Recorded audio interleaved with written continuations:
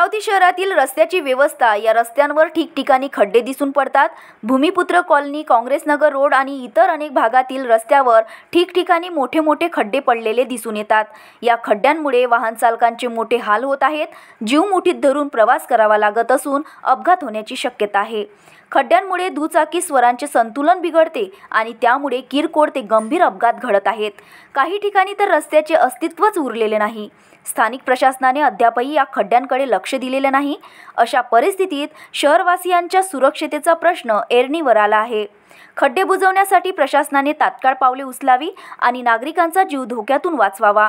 रस्त्यावर मोठे खड्डे, त्यातून जाणारी दुचाकी, चारचाकी वाहने, धक्का बसणारे वाहन चालक या खड्ड्यांमुळे अपघात होण्याची शक्यता देखील वाढली आहे।